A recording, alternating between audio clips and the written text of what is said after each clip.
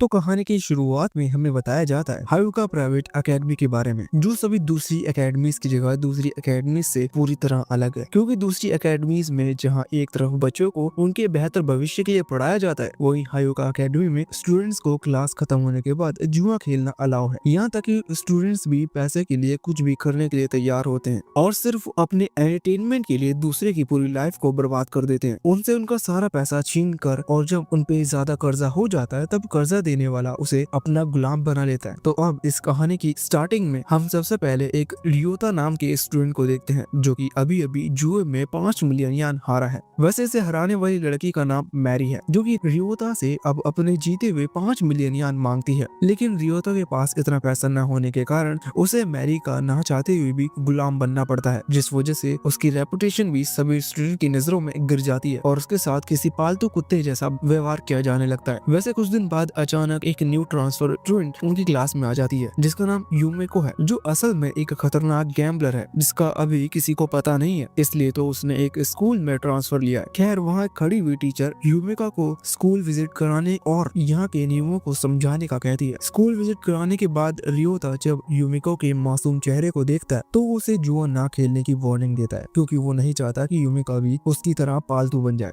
और ना ही वो ये चाहता है कि उसके साथ भी गलत व्यवहार किया जाए। लेकिन ये सुनने के बाद यूमिको कुछ नहीं बोलती, बस एक खतरनाक डेविल स्माइल देती है। फिर हम देखते हैं कि क्लास खत्म होने के बाद मैरी यूमिको के पास आती है और उसे अपने साथ जुआ खेलने का कहती है, क्योंकि वो यूमिको को भी अपना पालतू बनाना चाहती है। अभी मैरी को फुल कॉन्फिडेंस है कि उसे जुए में कोई हरा नहीं सकता, क्योंकि अभी तक पूरी क्लास में कोई भी स्टूडेंट उसे हरा नहीं सका। हालांकि यूमिको को मैरी के इंटेंशन पता होने के बावजूद भी वो उसके साथ जुआ खेलने के लिए तैयार हो जाती है, जिसके बाद वो रॉक पेपर सीजर वाला गेम खेलने का डिसाइड करते हैं और उन रॉक पेपर सीजर के कार्ड्स को क्लास के स्टूडेंट अपने हिसाब से रैंडमली बॉक्स में डालते हैं। कार्ड को बॉक्स में डालने के बाद यूमिको 50 चिप्स की बेट लगाती है और फिर वो लोग खेलना शुरू करते हैं। स्टार्टिंग में तो यूमिको बार बार हारती रहती है और इसी तरह से वो 1 मिलियन यान हार जाती है। वैसे मैरी 1 मिलियन यान जीतने के बाद यूमिको को बेवकूफ समझती है, क्योंकि उसे लगता है कि यूमिको उसके खिलाफ कभी भी नहीं जा सकती। वो ये सब सोच रही थी कि तभी यूमिको 10 मिलियन यान की बेट लगा देती है, जो देखकर सभी स्टूडेंट्स हैरान रह जाते हैं। मैरी इतना पैसा देखकर आगे खेलने से मना कर देती है और वहाँ से जाने लगती है। तो यूमिको उससे कहती है कि क्या हुआ, अब तुम्हारे पास आगे खेलने की हिम्मत नहीं है। जो सुनकर मैरी अपने रेपुटेशन की खातिर आगे खेलने के लिए तैयार हो जाती है, क्योंकि 20 स्टूडेंट जो उसके पालतू हैं उन्होंने उसी के हिसाब से कार्ड्स बनाकर बॉक्स में डाले हैं, तो उसे पूरे यकीन है कि वो ही जीतेगी। पर ऐसा होता नहीं है। हालांकि यूमिको पहले भी बहुत बार हार चुकी थी, जिस वजह से मैरी को पूरा यकीन था कि इस बार भी वो जीती जाएगी। लेकिन जब उसकी नजर यूमिको पर जाती है, जो पूरी तरह से शांत है और उसके चेहरे पर कोई भी टेंशन नहीं है, ये देखकर मैरी घबरा रही थी और होता भी वही है जिसका मैरी को डर था, क्योंकि इस बार यूमिको जीत जाती है। अब मैरी के पास 8 मिलियन यान न होने के कारण उसे एक पालतू बिल्ली बना दिया जाता है। साथ ही यूमिको को रियोता एक अच्छा इंसान लगता है, इसलिए वो उसके 5 मिलियन यान देकर उसे आजाद कर देती है। और इस तरफ मैरी के साथ क्लास में बहुत बुरा व्यवहार किया जाता है। कुछ स्टूडेंट तो जानबूझकर फर्श पे कॉफी गिराकर उससे साफ करवाते हैं। वो सभी सच में उसके साथ किसी पालतू जानवर जैसा व्यवहार कर रहे थे। वैसे फिर हमें रियोता के द्वारा पता चलता है कि पालतू नियम सभी हारे हुए गैम्बलर्स पर लागू कर दिया गया है,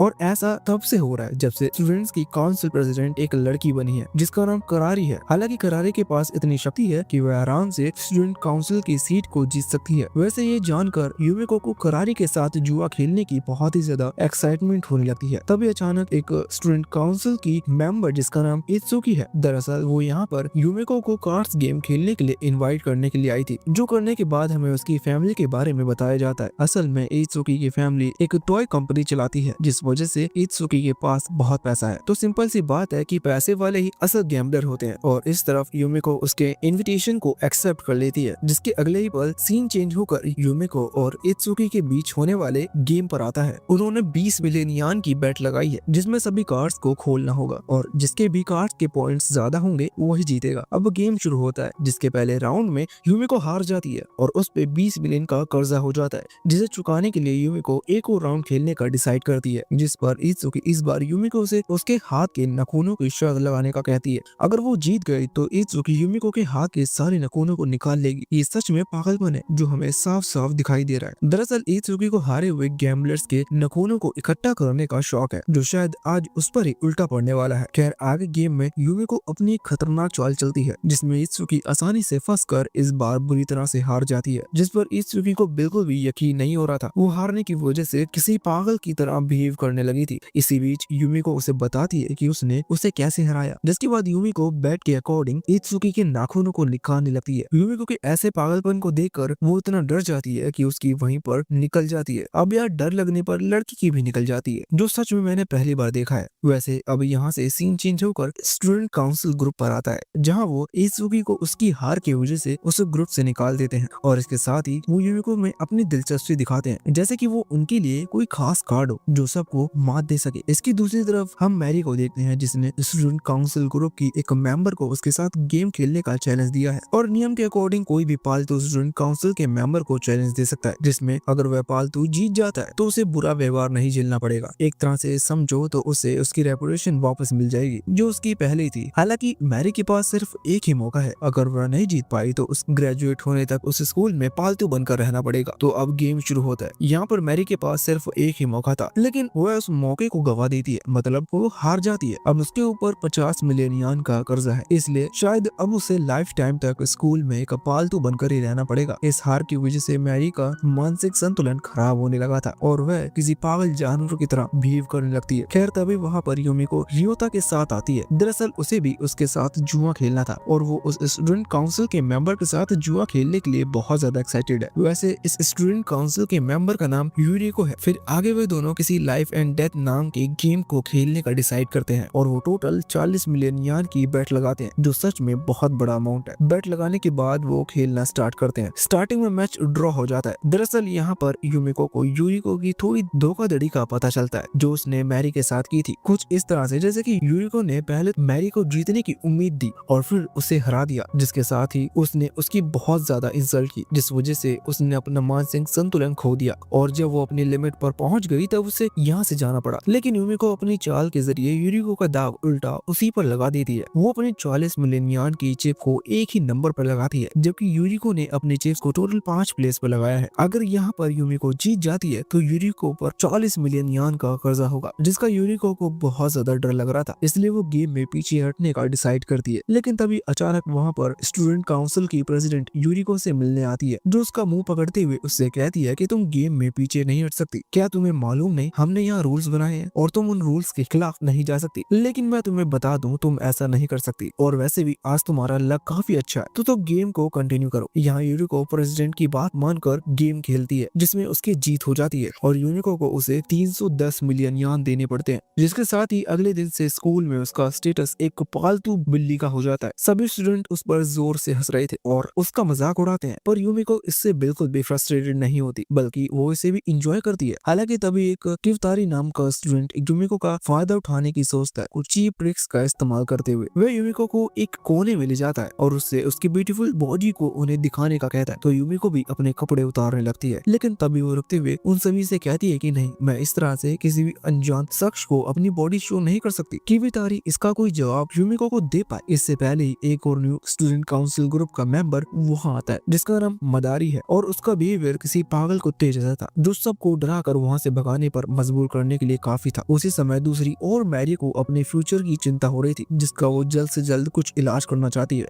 दरअसल स्टूडेंट काउंसिल ग्रुप द्वारा मैरी के लिए एक आदेश जारी किया गया है, जिसमें उसे एक बड़े यानी किसी रईस आदमी से शादी कर बच्चे पैदा करने हैं। वैसे आइडिया इतना बुरा नहीं है, पर मैरी इसे मानने से मना कर देती है, क्योंकि वो नहीं चाहती कि कोई उसकी लाइफ को इस तरह से कंट्रोल करे। लेकिन अगर उसने ग्रेजुएट होने से पहले अपना कर्जा स्टूडेंट काउंसिल ग्रुप को नहीं दिया तो उसे ना चाहते हुए भी उनकी बात माननी पड़ेगी। वैसे अगले दिन स्टूडेंट काउंसिल ग्रुप की सेक्रेटरी ये अनाउंस करती है कि सभी पालतू कुत्ते और बिल्लियों के लिए एक खेल आयोजित किया जा रहा है। अगर वह इस गेम को जीत जाते हैं तो उनका कर्जा खत्म हो जाएगा और वो फिर से आजाद हो सकते हैं, जिसके बाद रैंडमली सभी पालतू जानवरों के ग्रुप्स बनाए जाते हैं। वैसे यहाँ पर हमें देखने को मिलता है कि यूमिको और मैरी को एक ही ग्रुप में डाल दिया गया है, जो है दो खतरनाक जुआरी बिल्लियां, जिनका मुकाबला मुकाबला कर पाना बहुत मुश्किल है। खैर अगली सीन में गेम स्टार्ट होता है जिसमें यूमिको और मैरी के अपोजिट किवतारी और उसका साथी सुबोमी आता है, जो दोनों काफी बेहतरीन जुआरी थे। हालांकि अभी तक हमें उनके पागलपन के बारे में नहीं पता। किवतारी बताता है कि यहाँ पर वो सिर्फ पैसे जीतने के लिए आया है।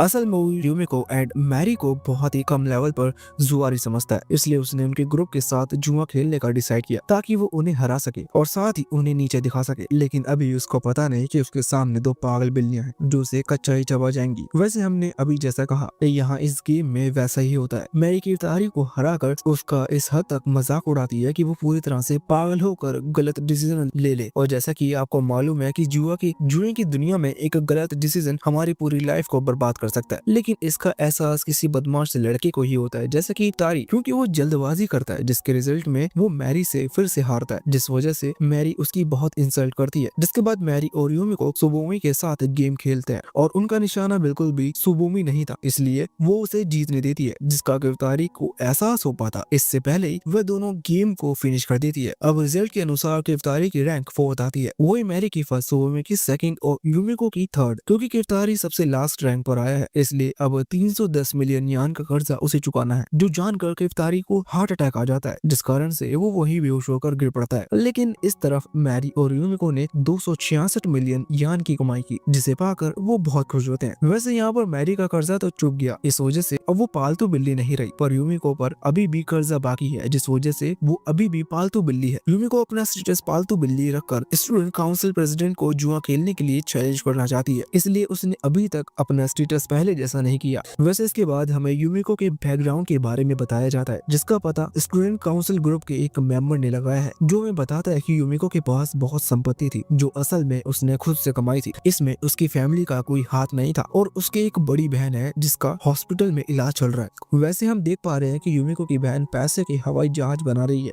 जिसका मतलब उसके लिए पैसों की कोई वैल्यू नहीं है। अब ऐसा क्यों है ये तो हमें पता नहीं, ना ही हमें इसके बारे में बताया जाता है। तो आगे बढ़ते हैं। इसके अगले सीन में हम देखते हैं कि मदारी जबरदस्ती यूमिको और रियोतो को अगवा कर लेती है, जिसके बाद उन्हें किसी जगह पर ले जाया जाता है। वहाँ हमें देखने को मिलता है कि मदारी यूमिको से एक ऐसे गेम खेलने को कहती है जो सच में बहुत खतरनाक है। इसमें किसी की भी जान जा सकती है, लेकिन पागलों को तो बस अपना पागलपन दिखता है जो उन्हें बहुत पसंद है। दरअसल यहाँ पर मदारी यूमिको को असली बंदूक वाला गेम खेलने के लिए इनवाइट करती है। वैसे गेम आपने शायद कभी न कभी तो देखा ही होगा। खैर यहाँ पर गेम स्टार्ट होता है। ये दो गन्स को एक बॉक्स में डाला जाता है। सबसे पहले गन मदारी को मिलती है, पर उसमें एक भी बुलेट नहीं थी, इसलिए सेकंड राउंड स्टार्ट किया जाता है जिसमें गन यूमिको को मिलती है, पर उसमें भी बुलेट्स नहीं होती। दरअसल यूमिको ने अपनी बंदूक में एक भी बुलेट्स नहीं डाली थी, क्योंकि वो इतने भी पागल नहीं है जो इस तरह की हरकतें करे। तरफ वैसे इस तरह की हरकतें करने वाले को साइकोपैथ कहते हैं, जिसके लक्षण साफ साफ मदारी में दिख रहे थे। इसलिए यूमिको उससे कहती है कि ये कोई जुआ खेल नहीं है, बल्कि असल में तो मदारी को मरना है। आगे भी यूमिको उसे बहुत कुछ कहती है, जिससे मदारी को अकल आ जाती है, क्योंकि वो फिर आगे इस गेम को नहीं खेलती। इसके दूसरी ओर हम करारी को देखते हैं जो मैरी से मिलने आती है। वो मैरी को अपने स्टूडेंट काउंसिल ग्रुप में ज्वाइन होने का कहती है, क्योंकि मैरी ने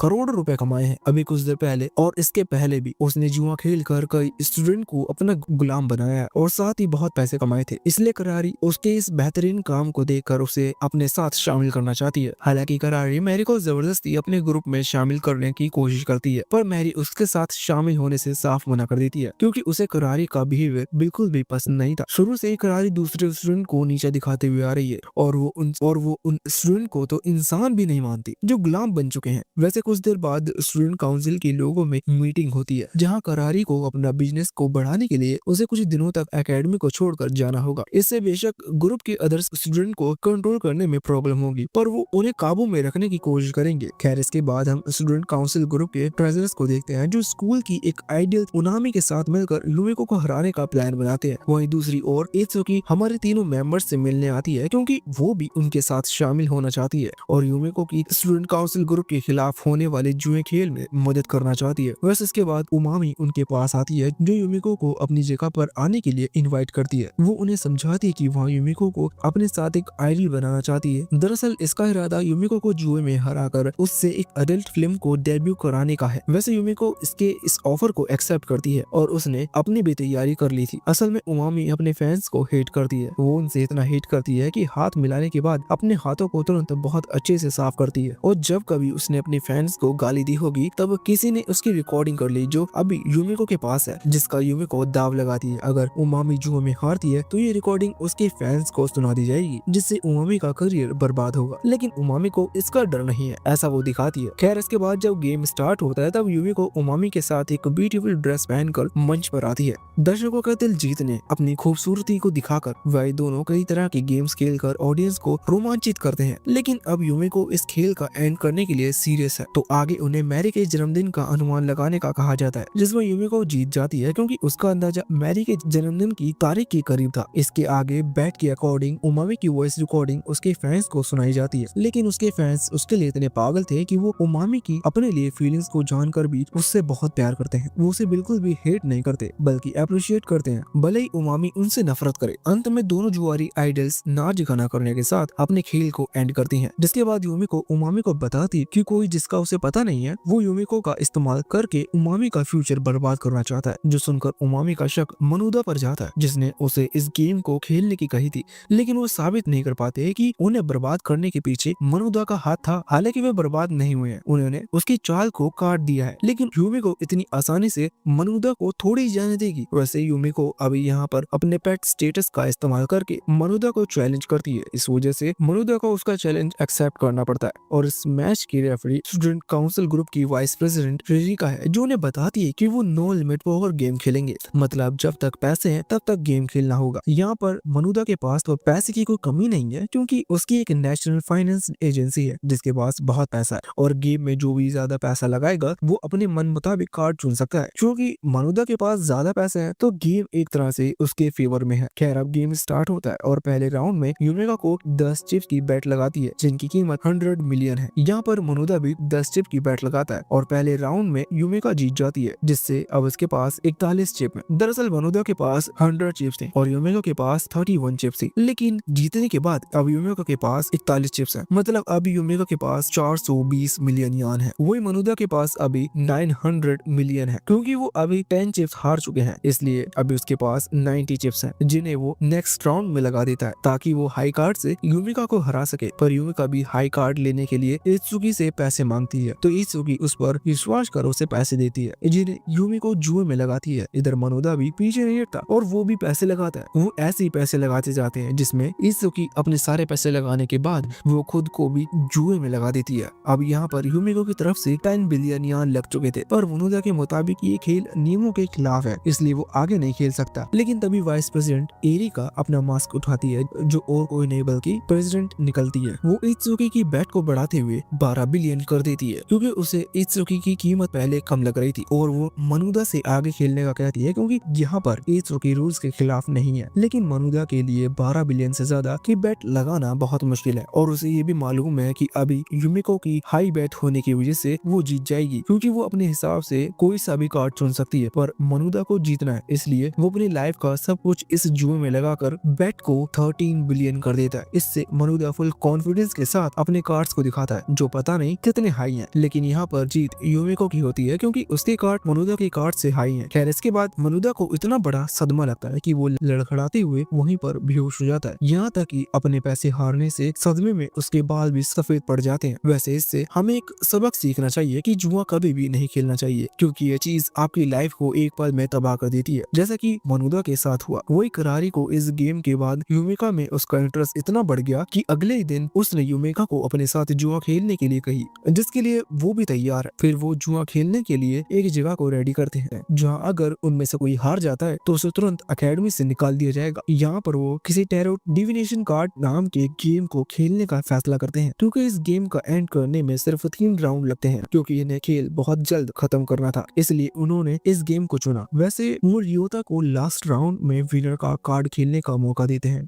एक तरह से रियोता के हाथ में ही सेकेंड राउंड के विनर का भाग्य है और इस गेम का सुपरवाइजर एक स्टूडेंट काउंसिल ग्रुप की मेंबर राना है। अब इस खेल की शुरुआत में यूमिको 1 पॉइंट कार्ड खेलती है, वही करारी 21 पॉइंट कार्ड खेलती है, जिसके बाद रियोता को 20 पॉइंट का कार्ड खेलना है। हालांकि करारी ने रियोता को फंसाना चाहा, लेकिन वो नहीं फंसा और उसने रैंडमली किसी कार्ड को चुनकर उसे खोला, जिसके लकीली 20 पॉइंट थे। इस तरह से ये मैच बराबर पॉइंट्स होने के कारण ड्रॉ हो जाता है, इसलिए अब किसी को भी एकेडमी से नहीं निकाला जाएगा। वैसे कुछ दिन बाद करारी अपने स्टूडेंट काउंसिल ग्रुप के प्रेसिडेंट की पोजीशन से हटने का फैसला लेती है, जो सभी ग्रुप मेंबर्स को चौंका देता है। लेकिन वो बताती है कि उसे खुद सहित बाकी नए स्टूडेंट के साथ इलेक्शन करना है, ताकि कोई और इस पोजीशन पर आ सके। और हम आपकी जानकारी के लिए बता दें कि ये चुनाव भी जुए के द्वारा ही होंगे। दरअसल करारी अब स्टूडेंट काउंसिल और स्कूल में बदलाव लाना चाहती है, इसलिए वो ये सब कर रही है। फिर यहाँ करारी जुआ खेलने के लिए किसी मामा बोमी क्लैन के 10 जुआरियों को इनवाइट करती है। इसके बारे में हमें बताया जाता है कि मामा बोमी क्लैन काफी खतरनाक जुआरियों से भरा हुआ है और इसकी लीडर कोई और नहीं बल्कि किरारी है। वैसे मामा बोमी क्लैन के लोग यहाँ पर नेतृत्व करने आए हैं। उनके नेतृत्व में जीतने वाला नया स्टूडेंट काउंसिल ग्रुप के प्रेसिडेंट की कुर्सी पर बैठेगा और यहाँ पर स्कूल के सभी हाई पोजीशन वाले साथ एक शाही जुए की लड़ाई होगी नए स्टूडेंट और करारी के बीच में। वैसे इलेक्शन 30 दिन तक चलने वाला है, तो इसके लिए सभी स्टूडेंट काउंसिल ग्रुप के मेंबर्स एकेडमी के सभी स्टूडेंट को चिप्स देते हैं जिन्हें उनको इकट्ठा करना है दूसरे स्टूडेंट को जुए में हराकर, और जिसके पास भी 30वें दिन सबसे ज्यादा चिप्स होगी वही इस इलेक्शन का विजेता होगा। अब यहाँ पर हम एक तारा बोमी नाम की लड़की को देखते हैं जो करारी से कुछ ज्यादा ही नफरत करती है, इसलिए उसने सभी मामा बामी क्लैन के साथ समझौता किया ताकि वह सब मिलकर करारी के लिए ऐसे रिप्रेजेंटेटिव ला सके जो उसे जुए में हराने की ताकत रखता हो। इसके दूसरी तरफ हम यूमिको को देखते हैं जिसके पास अब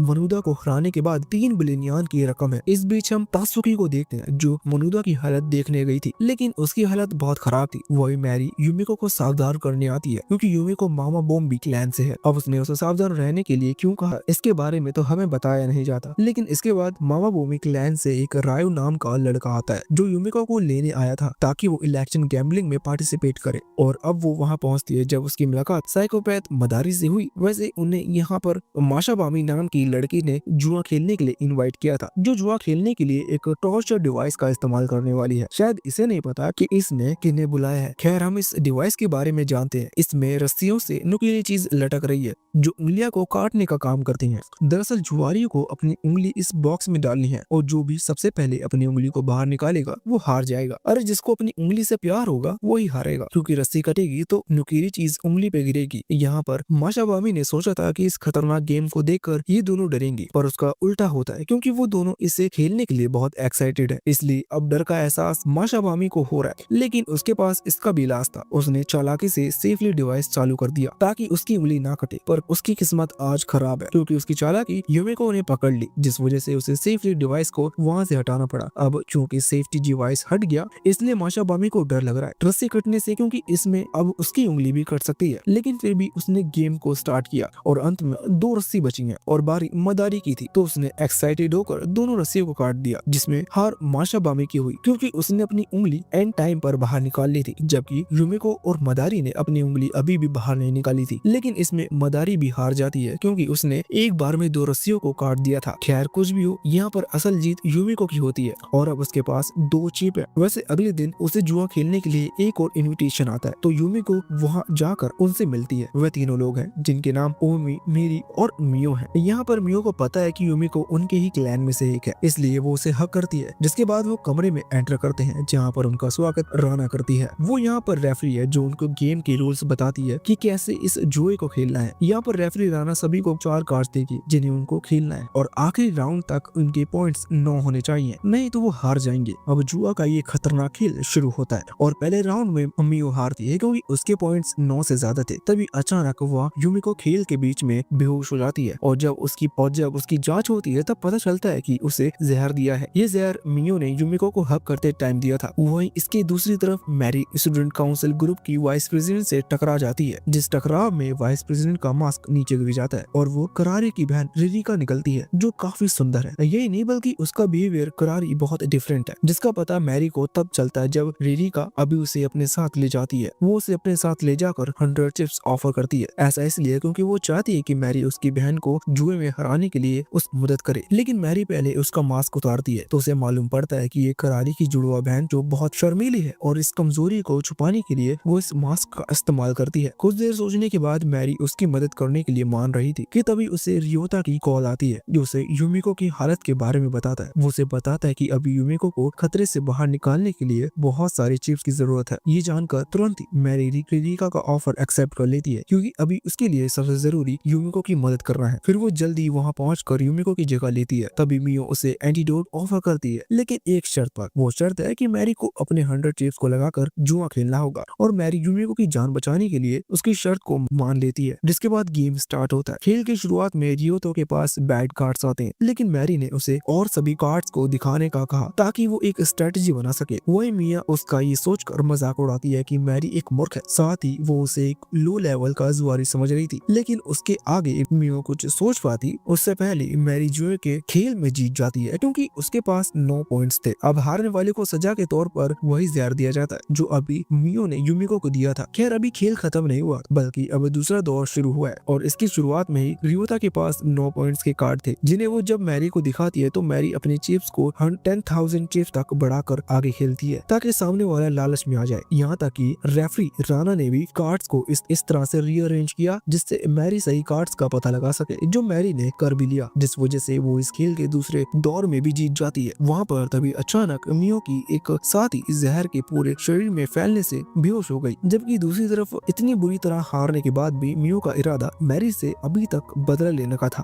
खैर इसके बाद यूमिको का इलाज उस एंटीडोट से किया गया जिससे यूमिको की बॉडी से जहर खत्म होने लगा। वहीं इसके दूसरी तरफ और सभी स्टूडेंट ने जुआ खेला और काफी चिप्स इकट्ठा की, जबकि करारी ने तो बहुत सारे स्टूडेंट के साथ जुआ खेला लेकिन एक भी खेल उसने नहीं हारा। जिसके बाद ऐसे ही सभी जुआ खेलते हैं और एक हफ्ते बीतने के बाद राना टॉप 10 जुआरियों की अनाउंसमेंट करती है जिनके पास बहुत ज्यादा चिप्स हैं। उनमें से 10th पोजीशन पर 13 चिप्स के साथ यूमिको, 9th पर 17 चिप्स के साथ होबो मामी, 2nd पर तरुणा 133 चिप्स के साथ और आखिर में फर्स्ट पोजीशन पर करारी टोटल 216 चिप्स के साथ। वैसे अगले दिन हमें एक सुमिका नाम की एक जुआरी के बारे में यहाँ जानने को मिलता है, जो कि वो एक हॉलीवुड एक्ट्रेस है जो प्लास्टिक सर्जरी करवा कर इस एकेडमी में जुआ खेलने आई। दरअसल प्लास्टिक सर्जरी उसने इसलिए करवाई थी ताकि वो एक सिंपल स्टूडेंट दिख सके। खैर सुमिका अपना खुलासा करने के बाद यूमिको से मिलती है और वो उसे अपने साथ उस जुआ खेलने का चैलेंज देती है। हालांकि उसके चैलेंज को यूमिको ही एक्सेप्ट करती है, लेकिन सुमिका एक हॉलीवुड एक्ट्रेस थी, इसलिए स्कूल की आइडल उमामी को उसके साथ एक कंपटीशन करनी है, क्योंकि उसे भी सुमिका जैसी एक हॉलीवुड आर्टिस्ट बनना है। अरे वो उसकी बहुत बड़ी फैन है, लेकिन सुमिका उमामी को नीचा दिखाती है, इसलिए वो अब सुमिका से किसी भी हालत में एक्टिंग कंपटीशन को जीतना चाहती है। सुमिका भी उसके इस चैलेंज को एक्सेप्ट कर लेती है ताकि वो उमामी को उसकी असल जगह दिखा सके। इसके अगले दिन ये कंपटीशन शुरू होता है और ये कंपटीशन 3 राउंड्स तक चलेगा। पहले राउंड में दोनों हीरोइन को मंच पर गाना बजाना करना है और उन्हें देखने के लिए वहाँ पर कई स्टूडेंट आए हैं जो उन दोनों की परफॉर्मेंस देखने के बाद वोट करेंगे कि किसकी परफॉर्मेंस अच्छी है। फिर वो दोनों अपना अपना गाना गाती है और डांस करती है, लेकिन ऑडियंस के दिलों को सुमामी जीतते हुए दिख रही थी क्योंकि पहले राउंड की विनर सुमिका है। ये जानकर उमामी बहुत सरप्राइज है। असल में उसने अपने दर्शकों को रिश्वत दी थी, इसलिए वो एक्सपेक्ट कर रही थी कि वो ही विनर बनेगी, लेकिन हमें ये जानने को मिलता है कि सुमिका ने भी अपने दर्शकों को रिश्वत दी थी और उसका परफॉर्मेंस भी उमामी से अच्छा है, इसलिए उसका जीतना बनता है। खैर दूसरे राउंड में उनके खाने के टेस्ट को बताने की स्किल को देखा जाएगा, जिसमें उन्हें 3 डिशेस को टेस्ट करके यह बताना है कि उनका स्वाद कैसा है। जो भी अच्छे से बता पाएगा वही उस राउंड को जीतेगा। यहाँ उमामी की 3 डिशेस में से एक डिशेस में मसालेदार मैक्रोन है जिसका स्वाद सबसे घटिया है, पर हमें उससे क्या, लेकिन उमामी को है जो अपनी कोई चाल चलती है, लेकिन सुमिका इसका पता लगा लेती है, जिसके बाद वो सभी डिशेस का एकदम सही अनुमान लगाती है। हालांकि उमामी ने भी सही अनुमान लगाया, इस वजह से इस राउंड में एक तरह से दोनों विनर है। इसके बाद वो थर्ड राउंड में अपना जुआ खेल शुरू करते हैं, जिसमें कार्ड्स के पॉइंट्स 33 तक बढ़े हैं और ये पॉइंट्स जीतने के लिए चाहिए। अगर किसी के भी इससे ज्यादा पॉइंट्स हुए तो वो हार जाएगा। हालांकि उमामी अपनी हार मानना चाहती थी, लेकिन उमेको ऐसा नहीं होने देती, वो उसे इस खेल को जिता देती है।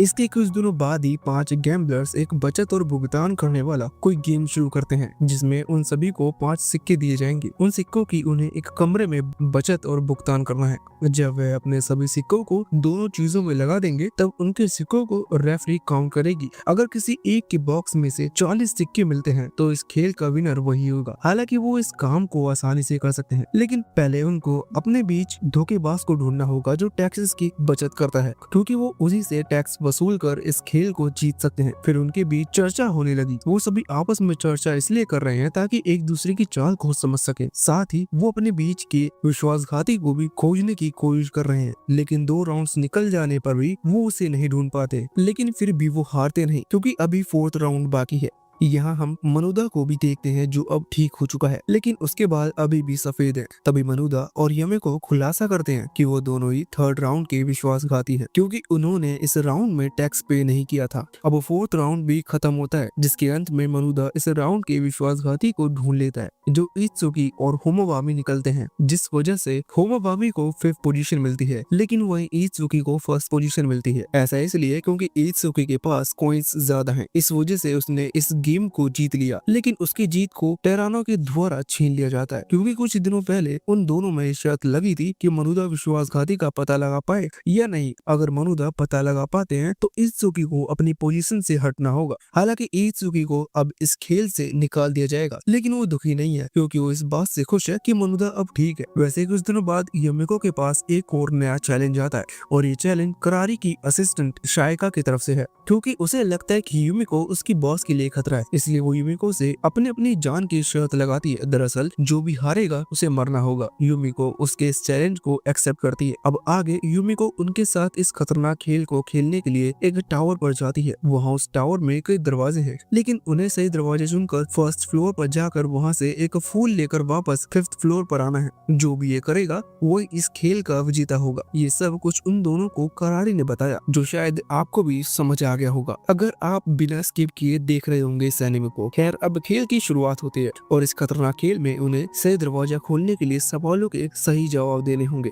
अगर वो यहाँ पर गलत दरवाजा खोलते हैं तो वो दरवाजा उनकी जान ले सकता है, क्योंकि उस दरवाजे से इन्हें कूदना होगा, जो टावर के ऊपर 5th फ्लोर पर खुलेगा। और जब कोई वहाँ से नीचे कूदेगा तब शायद ही कोई बच पाए, क्योंकि ये टावर काफी ऊंचा है। सबसे पहले दरवाजा युमिको खोलती है, लेकिन उस दरवाजे के पीछे दीवार होती है। वही साइका जब दरवाजा खोलती है तो उसका रास्ता वहाँ से 4th फ्लोर तक जाता है, जहाँ साइका चली जाती है। इसके बाद युमिको दूसरा दरवाजा खोलती है, जो टावर से सीधा नीचे जमीन पर ले जाता है। फिर वहाँ से नीचे जाने वाला ऊपर जाता है। अब ये कैसे होता है इसका तो मुझे मालूम नहीं, पर अभी इस खेल को किसी ने नहीं जीता है, इसलिए युमिको को अभी नीचे नहीं कूदना पड़ेगा। लेकिन इसके बाद युमिको उस टावर को एनालाइज करती है, और इस बारे में वो 1st फ्लोर तक जाने का दरवाजा खोल देती है। फिर वो तेजी से नीचे जाकर फूल ले आती है। इसका मतलब वो अब विनर है इस खतरनाक खेल की। लेकिन शाइका को अब नीचे कूदना पड़ता है, क्योंकि वो हार चुकी है। वैसे यहाँ पर जब शाइका नीचे कूद जाती है तब उसके पीछे करारी भी जंप करती है। हालांकि वो दोनों ही नहीं मरते, क्योंकि फूलों के नीचे कुछ होता है जो उन्हें बचा लेता है, और करारी शाइका के इस पागलपन को अपने लिए देखकर उसे हमेशा के लिए अपना असिस्टेंट बना लेती है। खैर, इसके अगले ही दिन हम रायु नाम के लड़के को देखते हैं, जिसने कई लोगों को अपने एक्वेशन गेम में आमंत्रित किया था।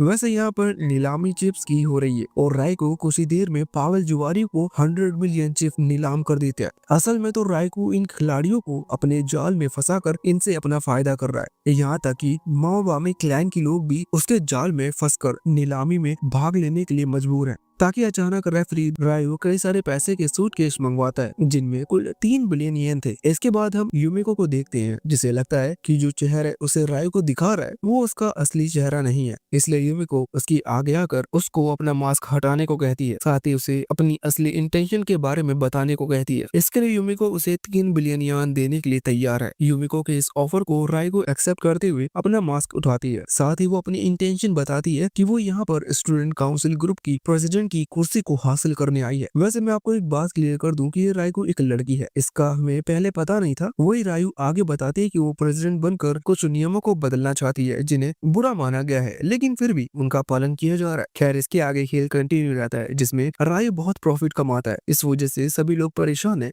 लेकिन वो भी पीछे नहीं रहे। उन्होंने अपनी योजना बनाकर रायु को आखिरकार हरा दिया, जिसके साथ ही ये खेल यहीं पर खत्म होता है। इसके बाद रायु और युमिको के बीच में कुछ बातचीत होती है, जिसमें रायु का कहना है कि वो युमिको की बहन के साथ रहना चाहती है, जिसके लिए वो अपने 3 बिलियन यान पर एक खेल खेलते हैं, जिसमें उन्हें सिक्के को उछालना है। अगर सिक्का उनमें से किसी एक के कहे मुताबिक स्थिति में आता है तो वह जीत जाएगा, और इस खेल में भी युमिको जीत हासिल करती है। वही रायु सब कुछ हारने के बाद स्कूल में एक सिंपल स्टूडेंट बनकर आगे बढ़ने का फैसला करती है। इसी के साथ ये एनिमे यहीं पर खत्म होता है।